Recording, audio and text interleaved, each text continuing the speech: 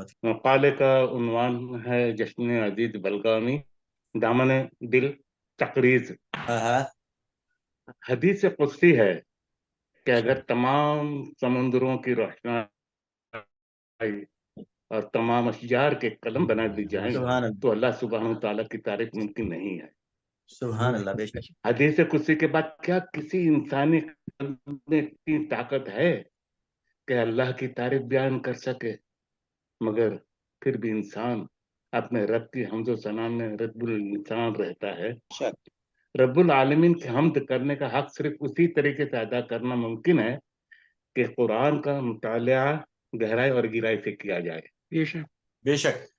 عزیز بلغامی صاحب کی تحریر کردہ قرآن کی منظوم تفہیم کا مطالعہ کرنے کے بعد مجھے اس بات کا احساس ہوا کہ قرآن کا مطالعہ گہرائی اور گہرائی سے کرنے کے بعد ہی قرآن الحکیم فرقان الحمید کے توشیحی اشعار کا وجود عمل میں آیا ہے۔ اور کوئی کیا لکھے اپنے خالق کے بارے میں جو مالک ہے، خالق ہے، رب جلیل ہے، لا شریک ہے، جو کرم کا ابتدا ہے، جو کرم کی انتہا ہے، شہنشاہ الاولاق ہے، جو رب کائنات ہے، پالنے والا ہے، پھر بھی بڑا بے نیاز ہے۔ کیا لکھوں؟ الفاظ کانپ رہے ہیں، جملے خوف زدہ ہیں اس لا شریک کی ہیبت سے۔ سبحان اللہ۔ عزیز بلغامی صاحب نے اپنی قرآن کی منظوم تفہیم میں انہی جذبات کا اظہار فرمایا ہے۔ عرفی شیرازی کے بقول نعت کہنا گویا تلوار کی دھار پر چلنے کے مترادف ہے۔ ذرا سی لغزش عافیت خراب کر سکتی ہے۔ اور علامہ اقبال فرماتے ہیں کہ با خدا دیوانے باش، با محمد ہوشیار باش۔ یعنی اللہ رب العزت کے سامنے تو دیوانگی کام آ سکتی ہے، لیکن آپ صلی اللہ علیہ وسلم کے سامنے ہوشیار رہنا ضروری ہے۔ علامہ محسن کاکوروی کے ہاں نعت گوئی کی شفافیت کا یہ عالم تھا کہ وہ پہلے غسل فرماتے اور پاک و صاف کپڑے پہن کر اور ہوش و خرد سے بیگانہ ہو کر نعت شریف کہنے میں مشغول ہو جاتے تھے، اور اسی ہوش و خرد اور بیگانگی کے آثار عزیز بلغامی صاحب کی نعت گوئی میں بھی نظر آتے ہیں۔ انہیں مبدع فیاض سے نہایت اعلیٰ اور متنوع صلاحیتیں عطا ہوئی ہیں۔ نعت گوئی کے فنی پہلو کچھ بھی ہوں، اس کی بنیاد جذبے پر ہوتی ہے۔ سبحان اللہ۔ شعر محبت کی بات ہے، اور جب اس محبت کی بات میں عقیدت و فکر کی رسائی بھی شامل ہو جائے تو نعتیہ شعر جنم لیتا ہے۔ سبحان اللہ۔ عزیز نے ایک حساس دل کے ساتھ ذہن رسا بھی پایا ہے۔ شعور کی پختگی نے ان دونوں صلاحیتوں کو جلا دی ہے اور ان کے نعتیہ کلام میں اثر انگیزی پیدا کی ہے۔ رسول پاک صلی اللہ علیہ وسلم کی یاد انسان کے دل میں پاکیزہ جذبات اور افکار پیدا کرتی ہے، اور پاکیزہ افکار سے پاکیزہ اشعار ابھرتے ہیں۔ یہ ایک نازک اور کٹھن مرحلہ ہے، یہاں پھونک کر قدم رکھنا پڑتا ہے۔ اس مقام پر پہنچ کر جذبات میں کھو جانا اور پھر احترام کے دامن کو تھامے رکھنا بہت مشکل ہوتا ہے۔ احترام کے ساتھ جذبات کی روک تھام ہی سے اچھی نعت وجود میں آتی ہے، اور حدیث کو قدرت نے یہی جوہر عطا کیا ہے۔ شنید ہے کہ 27 دسمبر کو عزیز بلغامی کی سیرت نبوی صلی اللہ علیہ وسلم پر 800 صفحات پر مشتمل کتاب ذکر میرے حبیب صلی اللہ علیہ وسلم کا اجرا بھی ہونے جا رہا ہے۔ میں اپنی جانب سے اور تمام حاضرین محفل کی جانب سے بلغامی صاحب کو ہدیہ تہنیت پیش کرتا ہوں۔ ماشاء اللہ ماشاء اللہ، بہت عمدہ جناب۔ آئیے اب ہم عزیز بلغامی صاحب کی شاعری کی دیگر اصناف پر گفتگو کرتے ہیں۔ عطا کیجیے۔ شاعری ہمدردی ہے، اندمال ہے ان زخموں کا جو ہم آئے دن کھاتے رہتے ہیں۔ شاعری آزادی ہے، کچھ نہیں تو فریاد کی آزادی ہے۔ بے شک۔ مزدور بھاری بوجھ ڈھوتے ہوئے ایک زبان ہو کر بار بار چند بول دہراتے ہیں، اصل میں وہی شاعری ہے جو زندگی کا بوجھ ڈھونے کا حوصلہ بخشتی ہے۔ زندگی اگر ایک نشاط ہے، مہم جوئی ہے، تو دوسری طرف معصومیت اور مظلومیت کا شہکار بھی۔ شاعری انہی کا بیان ہے، شاعری کی روایت حسین اور صرف سچائی ہے۔ عزیز بلغامی کی شاعری کا اہم وصف ان کا مقصدی ہونا ہے۔ جو چیز انہیں اپنے ہم اثروں میں ممتاز کرتی ہے وہ یہ ہے کہ ان کی تمام شاعری کا محور اور منبع انسانیت ہے۔ आज इस खत्सार का मौजूद गुफ्तगू अजीज बलगामी के शेरी मजमुआ दामन दिल है। दामन दिल के मौजूद वही हैं जो आम इंसान की जिंदगी से मुताल्लिक होते हैं। इनकी गजल की सबसे बड़ी खसूसियत इसका गहरा और लतीफ तासुर है, जो जज्बे की ऊपरी सतह के बजाय अंदरूनी सतह में ऐसी लतीफ ताश पैदा करता है जिसको महसूस तो किया जा सकता है, बयान करना मुश्किल है। इसलिए कि वो बराह रास्त कोई बात नहीं करते, बल्कि उन मकामात को छूकर गुजर जाती हैं। और अच्छी गजल की यही खसूसियत भी है कि वो इशारा करती है, तफसील बयान नहीं करती। आप फरमाते कि हम गजल की बज़्म में शाइस्तगी के साथ थे, हम गजल की बज़्म में शाइस्तगी के साथ थे, शाइस्तगी के साथ थे, पाकीज़गी के साथ थे। तारुक दुनिया न थे, उजलत पसंदी थी जरूर। तारिक दुनिया न थे, उजलत पसंदी थी जरूर। हम कलंदर लोग जैसे खुसरवी के साथ थे। सोच के बोलने और बोलकर सोचने में जो फर्क है वही जूदगोई और कमगोई में है। लेकिन ऐसा कम ही होता है कि जूदगो शायर भी कमगो शोरा की तरह अच्छी शायरी करे।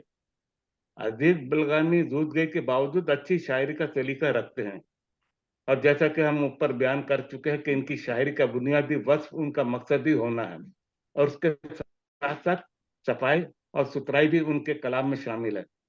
इनकी शख्सियत की मतानत और तवन्नाई गजलों और नज़्मों में नुमाया है।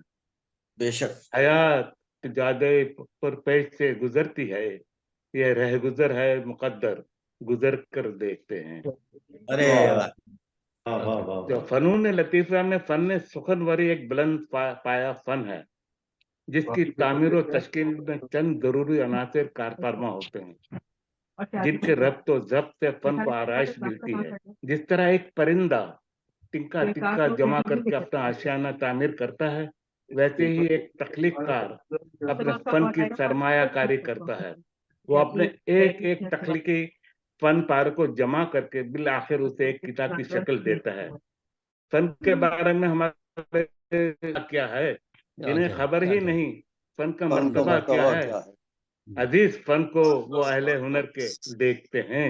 अरे वाह, ये कहाँ खींच के तकदीर मेरी लाई है, ये कहाँ खींच के तकदीर मेरी लाई है, मेरे शेरों की नहीं फन की पजीर आई है। क्या बात। और मेरे अशार में कुछ जख्म महते हैं अजीज, जिसका भी जिक्र हमारे सागर मियां ने भी शेर पढ़ा था कि मेरे अशार में कुछ जख्म महते हैं अजीज, ये सबब है कि मेरे फन पे बहार आई है। वाह, और फन की तनवीर अदाकार की ताबिश से नहीं, फन की तनवीर अदाकार की ताबिश से नहीं, हर चमकती हुई शय होती नहीं है सोना। खूबसूरत शेर। वाह। किताब लिखना आसान काम नहीं, किताब लिखना आसान काम नहीं है। इस मकसद के लिए लहू और बदन जलाना पड़ता है, तब जाकर कहीं तख्लीकी अमल की आबियारी होती है। शायर आमिल और फितरत मामूल है। शायर फितरत की नकाली नहीं करता है, मानवियत अता करता है। शायर फितरत से गुफ्तगू करता है। फितरत सवाल है और तमाम फनून लतीफा उसका जवाब। यह मौसम फिक्र दानिश का है या साजिश का मौसम है, ये मौसम फिक्र दानिश का है या साजिश का मौसम है, यहाँ क्यों पाए इस्तक़लाल में लर्जिश का मौसम है। अगरचे हर तरफ इल्हाद की आतिश का मौसम है, ज़मीर व क़ल्ब पर ईमान की बारिश का मौसम है। अजीज आसाइश किरदार को बर्बाद कर देंगी, हमारे शहर में दौलत की अफजाइश का मौसम है। इशारा जितना बलीग होगा, शेर में इतनी ही मानवी वसअत और तहदारी भी होगी। जिंदगी की मामूली जरूरतों के मसाइल और उसका अहद का दाखिली कर्ब, लेकिन कहीं भी अफराद को तफरीद नहीं। और ये तवाज़ुन की शायरी को वो तवन्नाई बख्शता है, जिंदगी के गिरावने और मसख शुदा पहलुओं पर अजीज की निगाह है। राहजन कायद बने और रहबरी होने लगी, राहजन कायद बने और रहबरी होने लगी, गुम रही होने लगी तो बेकली होने लगी। आज के जुल्म से फिरौन भी शर्माता है, क्योंकि ये कत्ल के मंजर से कहीं आगे है। अहले मनसब से खुदा पूछ रहा है ये अजीज, اتنا مظلوم تھا کس دور میں بندہ میرا. ارے واہ عزیز بلگامی کا جتنا کلام ہمیں میسر ہوا اس کا مطالعہ ہمارے لیے حیرت انگیز ثابت ہوا کہ ان کے ہاں غزل کی روایتی مضامین، عاشق و معشوق کی وارداتیں، لب و رخسار کی باتیں، یا گل و بلبل اور قفص و صیاد کی داستان اور ہجر و وصال کے فرضی قصے تقریباً ناپید ہیں یا کم از کم ہمارے مطالعے میں نہیں آئے. عزیز صاحب مزاجن متشرح اور مذہبی ہیں. ممکن ہے ان کی طبیعت بھی ایسے مضامین سے بغاوت کی جانب مائل ہو. واللہ عالم بالصواب. عزیز صاحب جذبات کے شاعر ضرور ہیں. ان کی شاعری ایک سیدھے سادے انسان کے جذبات کی سیدھے سادے اظہار کی شاعری ہے. ان کا کلام پڑھتے ہوئے کہیں یہ محسوس نہیں ہوتا کہ شاعر کسی اور دنیا کا رہنے والا ہے یا اس کی فکر اور مسائل ایک عام آدمی کی فکر اور مسائل سے الگ ہے. چنانچہ عزیز بلگامی کی غزل پڑھتے وقت قاری کبھی ان کی دنیا میں خود کو اجنبی محسوس نہیں کرتا.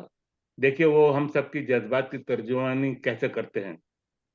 ہم پہ احسان نہ کرنا تیرا احسان ہوگا، ہم پہ احسان نہ کرنا تیرا احسان ہوگا، اپنی آنکھوں میں نہ محسن کی نظر پیدا کر، کٹ سکتا ہو دکان سے نہ جھکتا ہو کبھی، سر کوئی ایسا بھی ایک شوریدہ سر پیدا کر.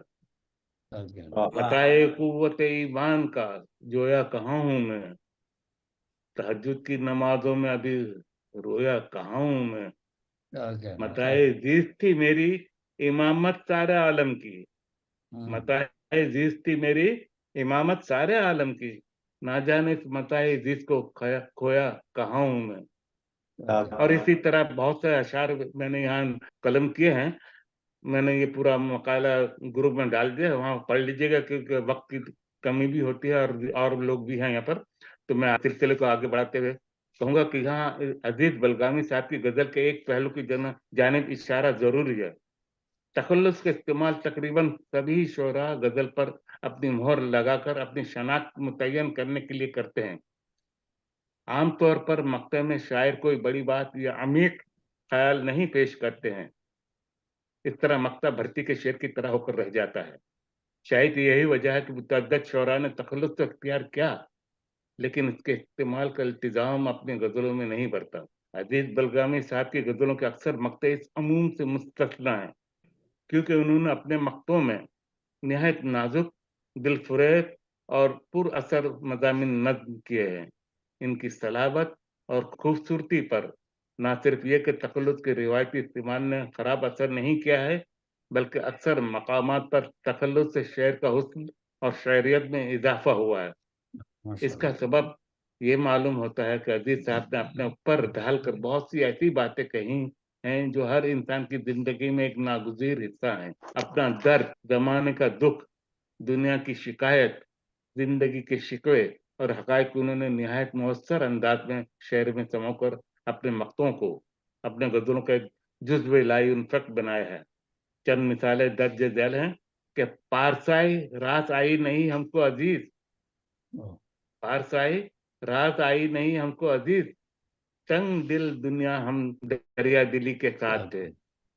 عزیز بھی تو توجہ کا مستحق ہے جناب، عزیز بھی تو توجہ کا مستحق ہے جناب، تم اپنے طرز تغافل سے اس کو کھو دو گے. اگر رونے پر آمیدہ نہیں دنیا تو خوشخبری، عزیز خوش نوا نغمے مسرت کے لٹاتا ہے. اور بہت سارے اشعار ہیں جس کو میں نے یہاں نقل کیا ہے ان کی کتاب سے. اب ان اشعار کے نرم اور اشاروں کنایوں میں شاعر نے دنیا اور دنیا والوں پر جو لطیف طنز کیا ہے وہ اہل نظر سے پوشیدہ نہیں ہے. زبان کی یہ نرمی اور بیان کی یہ انکساری دراصل عزیز بلگامی صاحب کی شخصیت کا عکس ہے. وہ اپنی ذات میں ایسے نرم مزاج، نرم گفتار اور منکسر المزاج واقع ہوئے کہ اگر ان کے شعر میں شدت جذبات یا کسی قسم کی کرختگی محسوس ہوتی تو نہایت حیرت کا مقام ہوتا. عزیز الدین عزیز بلگامی صاحب نے کئی غزلیں ایسی منفرد زمینوں میں کہی ہیں جن سے ان کی فطری شاعرانہ صلاحیت اور ذوق شعری کی تصدیق و توثیق ہوتی ہے. ہرچند کے ایسے کسی ثبوت کی کوئی ضرورت اہل فکر و نظر کو نہیں ہونی چاہیے. ہاں منفرد زمینوں میں یہ غزل قاری کا دل بے اختیار اپنی جانب کھینچتی ہے اور ان کا تقریباً ہر شعر نذیر دیشا پوری کی شاہکار فارسی غزل کے اس مصرے کی فکری تعبیر نظر آتا ہے کہ کرشمہ دامن دل می کوشت کہ جہاں ای جہاں اس۔ عزیز بلگامی صاحب نے شاعری کی صنف غزل میں ایک تجربہ صنف مشترکہ غزل کیا ہے اور موصوف اس تجربے کے موجد ہیں۔ اس صنف میں غزل کا مصرع اولا عزیز بلگامی صاحب کا ہوتا ہے اور مصرع ثانی کے خالق کوئی اور شاعر ہوتے ہیں۔ غزلوں کے علاوہ قطعات اور متعدد عمدہ اور خوبصورت نظمیں کہی ہیں جن میں اسلامی، اصلاحی و سماجی موضوعات کو سموئے بے شمار معروف منظومات شامل ہیں جنہیں بہت شہرت سے نوازا گیا ہے۔ ان میں سے چند نظموں کے عنوان ذیل میں درج ہے۔ وہ عائشہ تھی جو میری ماں تھی، جشن آزادی، عورت معمار انسانیت، یاد آ رہا ہے بدر کا میدان بار بار۔ اسی طرح سماجی مسائل پر بھی عزیز بلگامی کی بڑی گہری نظر ہے۔ عوامی موضوعات پر کی نظمیں قہر و جبر کی بستی، مظلوم بیٹیاں، کورونا، الیکشن، موسمیاتی تبدیلی، گلوبل وارمنگ وغیرہ وغیرہ خاص و عام میں مقبولیت کے درجے پر فائز ہوئی ہے۔ اس کے علاوہ موقع محل کو مد نظر رکھتے ہوئے عزیز بلگامی صاحب نے اپنے پیش رو، ہم اثروں اور احباب کی نظر جو توشیحی نظموں کا نذرانہ پیش کیا ہے وہ قابل تعریف ہے، لیکن چونکہ اس وقت تنگ دامنی معنی ہیں اور لہذا مزید تفصیلات میں جائے بغیر حرف آخر کے طور پر اتنا کہنا ہے کہ تبصرہ یا تجزیہ یا توشیحی الفاظ تخلیق کار کو حوصلہ بخشتا ہے اور اسے سوچ کے نئے زاویے عطا کرتا ہے، قلم کو تازگی اور توانائی اور جلا بخشنے کے ساتھ ساتھ اسے اپنی تخلیق پر نظر ثانی کا مشورہ دیتا ہے۔ عزیز الدین عزیز بلگامی صاحب اپنی خداداد، اعلیٰ صلاحیتوں کے ساتھ معاشرے کو انفرادی اور اجتماعی سطح پر پاکیزہ خیالی، شائستگی اور فکر قرآنی، میری مراد قرآن کی منطوق تفہیم کی طرف ہے، قرآن پر مائل فرما رہے ہیں۔